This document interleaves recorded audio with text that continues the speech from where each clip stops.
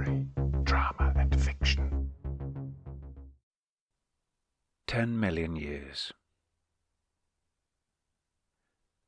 I have known and loved you for years, for centuries, for millennia. I have known and loved you since before knowledge and love, since before sight, before sound, before touch, before memory. I have known and loved you with every cell that has ever birthed and died in my body. I have known and loved you since you were me and we were one. I first remember you as one among many who lazed in the shade of 1,000 broad leaves, or scampered from tree to tree in search of food, shelter, or amusement. You were on the periphery of my vision, as I must have been at the edge of yours, no more than another broad-shouldered young male, posturing aggression or lazing in the sun, slowly and carefully picking nits from his own or another's hair. To you I was the same, identifiable only through one unwitting habit or another, scratching a buttock when bored, yelping when a young child tried to steal my food. Unmated, we hovered around the pack, wary of our peers and afraid of our elders. Day after day, year after year, eating and drinking, excreting, copulating, and waiting for a future that none of us could conceive. At times we found ourselves confronting each other, in anger or in play, and when we did so, there would be the briefest of moments in which our eyes met, and some incomprehensible message flashed between us, a message bearing promise of ineffable knowledge and pleasure. But the message so weak that it died at birth, suffocated by the overwhelming urge to prove ourselves, to strike and to dominate. At other times, in rare moments of silence and tranquillity, we were haunted by desires we could not identify, unrecognizable shadows in a fog of ignorance and inexperience. I would find myself watching you, your shoulders hunched, your eyes darting hither and thither, your hands worrying the thick peel of some fruit, and I would wonder who you were, why I was staring at you, and what I wanted from you. And in the eye blink it took me to leap up and scurry towards you. These thoughts, so vague as they were disturbing, would be swept aside by greed for the food you held and apprehension of the hostility with which you rose to confront me. Generations lived and died. Bodies lengthened and thickened, hair thinned, jaws receded, and faces expressed deepening knowledge and emotions. Driven by curiosity, we left the safety and comfort of the known for a world whose brightness both invited and terrified. Infants clinging to mothers, youngsters playing nervously, adults emboldened by each other's cries, we stepped out into the vast emptiness of the plains. There, pain and fear multiplied in the terrors that lurked around us, below the horizon, behind the hillock, beneath the water. Many died from the violence of teeth and claws, or the surprise of floods and rockfalls. Others faltered and fell from no cause that we could discern. Then we would stop and stare uncomprehending at their bodies lying still, would wail at their silent blank faces, cradle them in our arms in the futile hope that our warmth would keep them safe and comfortable until life returned. In the forest, we had not needed to speak beyond the few cries that identified food and water, safety and danger. It was on the plains that words emerged, sounds that enabled us to identify and pursue our game and to enact the chase for our women and children. With each generation, new sounds were born, for ourselves and for the animals which fed us, for the trees and caves that offered shelter, for the elements that protected and persecuted us, for feet pounding across the ground, for sharp stone cutting into gut, for the bloody infant emerging and the last breath sighing. And with each new sound that mirrored the world we could see and hear and touch, light was thrown upon other worlds, the worlds that lay deep in our sleep and far behind our closed eyes. Seasons rushed by, bearing heat and cold, rain and drought, wind and calm. We hunted, moved, and hunted again. We stumbled and sped across rocks, grass, sand, mud, and marsh. We ripped sinew and bone from steaming carcasses and gnawed at dried or rotting meat. We returned to our families in haste and at leisure, starving and satisfied, bearing food and sometimes our dead. I learnt to wait and watch for you, to seek out the angle and swiftness of your arm, the tension in your haunch, the light in your eyes. I began to welcome your sharp, strong smell and your deep, rough voice. And at night, as the moon watched and the sky sparkled, I greeted the roughness of your skin and the mat of your hair, as together we lay, shivering under thin and sparse hides. On those cold nights, far from our women and children, exhausted, sometimes hungry, sometimes sated, our bodies shifted again and again to ease the stiffness, pain that seeped into our bones from the hard, uneven soil, the rhythm of our hips and the urge to piss out our seed as thoughtlessly as we pissed out our water gave way to slower, gentler motion. We became aware of pleasure and of a desire to offer pleasure to each other. We heard the echo of emotions we could neither identify nor comprehend. Tentatively, our hands reached out, uncertain whether to strike, pinion, and control, or to hold, welcome, and embrace. Sometimes the action of the one raised the wrath of the other, and sometimes indifference led to anger. But in those moments in which our bodies rocked in harmony, our mouths trembled and our eyes questioned, we were held by a force as powerful and uncontrollable as the driving rain or burning sun. Years passed. We changed and were no different. We knew each other and were strangers. At times grey streaked your hair and beard, and the pelt round your waist hung tattered and stiff. At times you were a naked youth on his first kill, bolder and more vulnerable than his brothers and cousins. At times you loped ahead with a man's pride and grace, trophies dangling from your waist or the image tattooed to your face and breast. I saw you left behind with the women, maimed or misshapen, unable to hunt. I watched you run away from my agony and wounds. I saw your body abandoned in the dust. Your thin body leapt at me, one of 20 or 100 desperate for food. You stood uncertain amongst the bloated forms of those from whom we stole.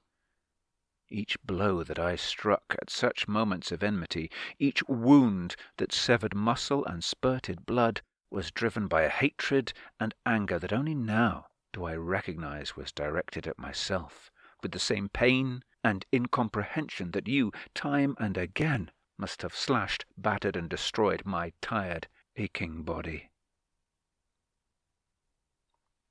We moved north to the land of cold, where our words hung white in the air before us. We wore thick hides that stank of the beasts we had killed, and through the deep snow chased the lumbering mammoths, great beasts with sad eyes that kept us alive.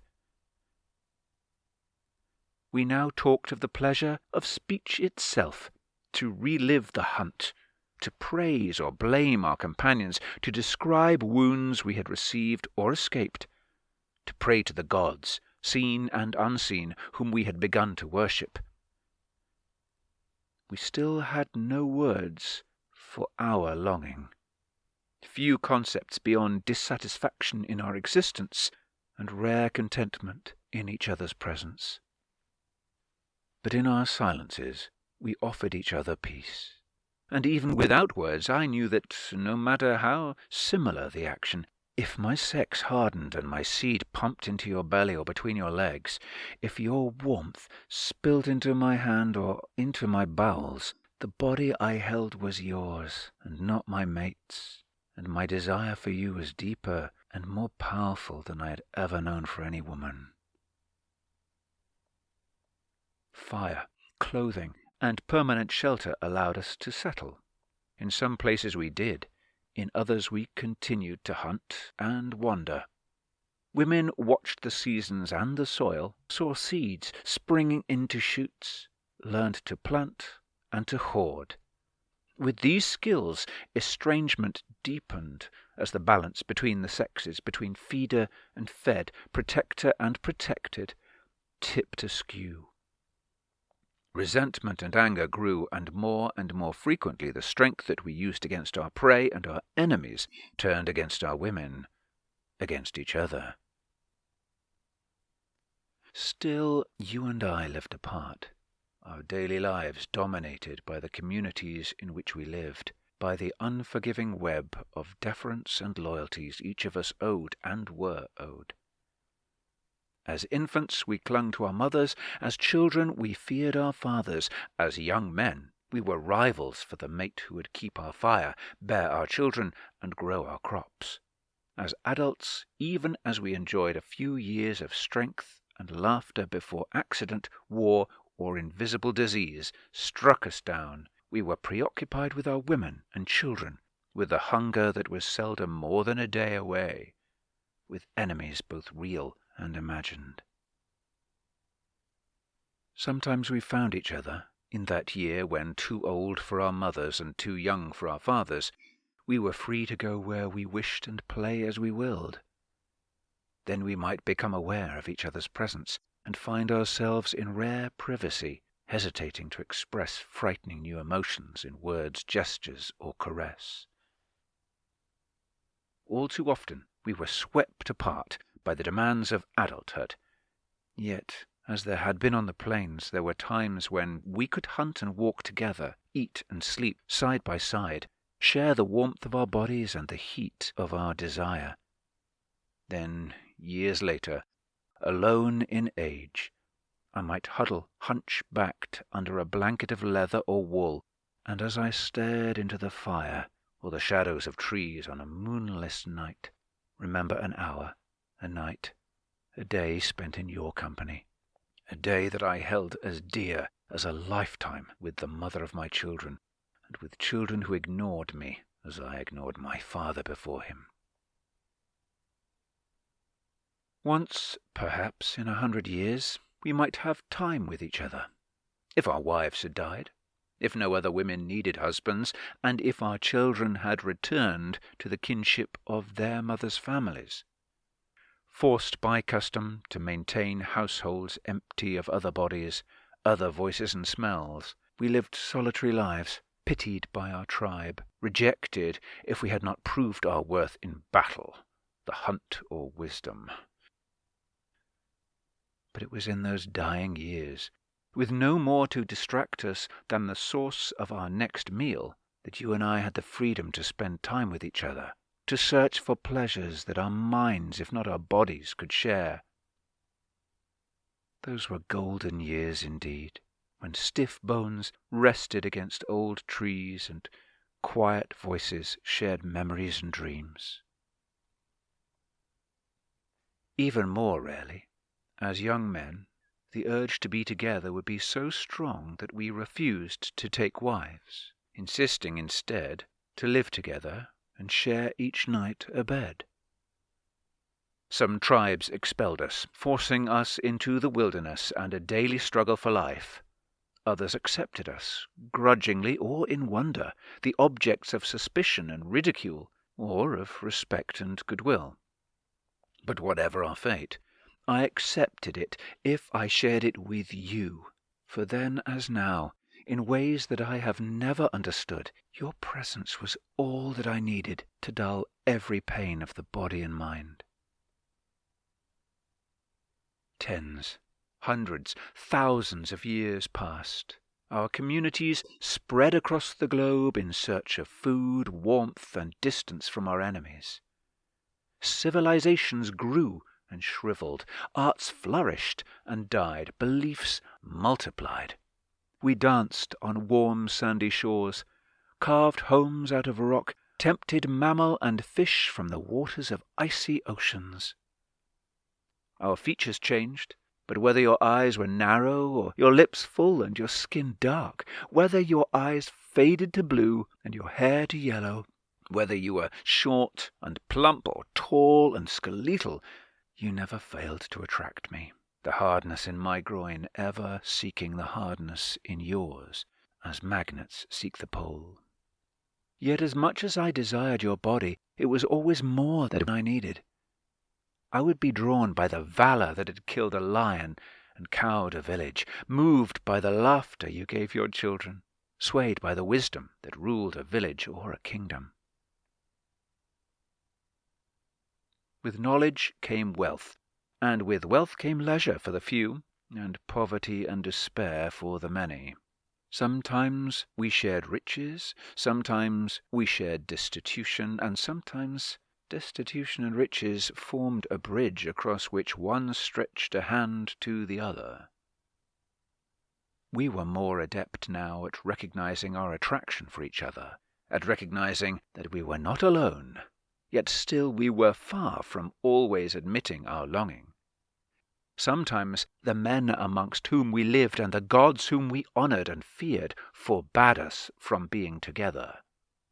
At other times our desire might be acknowledged and celebrated by others as well as ourselves. Thus, as a boy, I was wooed by you. As soldiers we fought together, as priests we worshipped together. Over the years legends grew up about us. A kernel of truth became a tree of fiction. The emperor with the cut sleeve, the homely philosopher and his handsome pupil, and again the warrior who died with his companion, or who sought to bring his companion back from the dead. Yet even when our affection was commended, we were seldom admired as lovers seeking equals. We were accepted only if our need for each other was sanctioned by pedagogy, religion, or war. I might teach you to be a man. You might instruct me as a warrior. One or other would don sacred robes and tread the awesome path of the gods. But if we were both of a similar background and age and wished no more than to lead quiet lives together alongside our neighbors, we were seldom accepted. For hundreds of generations, the emotions that could be flaunted if one was 14 and the other 3 times his age had to be hidden if we were both in our 20s or 30s. Strange, is it not, that within little more than a lifetime the opposite has become true? For these reasons and others, for each time that we found each other, many more times we failed. We did not recognize the one we sought, or did not even know that we searched. Our desire would be stunted, stillborn, no more than the joyless friction of 2 strangers in a deserted field, or the banter of hothouse intellects. Our deepest needs denied, we might explode into violence, to leave a stranger raped, a wife beaten, a slave killed. In youth and middle age we revelled in others' weakness, and in old age loss and impotence made us bitter and reviled. Afraid of each other and ourselves, I would abuse you, or fall victim to your abuse, as we became in turn servants overworked and underpaid, children seduced into incomprehension and fear, adults betrayed by blackmail and exposure. Often your body was no more than one among hundreds, prizes I awarded myself for a contest I misunderstood.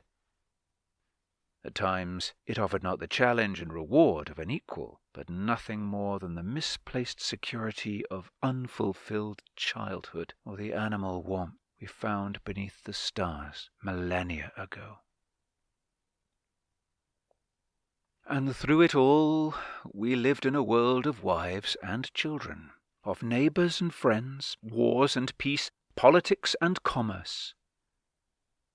At times I resented, bullied, and killed the women who shared my life. But there have also been times when I have recognized the love, and it has been love, that most recent and complex of emotions, that women have borne me, and I have loved them in return. For if truth is told, it does not matter who we love if they love us with the same intensity. I have loved my children too, if not each and at every moment. Sometimes it seemed they were no more than pets or farm animals running about my feet, more expensive and less rewarding than a hunting dog or well-fed swine, but at other times their laughter and affection and vulnerability has knocked me from my height to their feet and drawn tears of joy and sorrow from my eyes.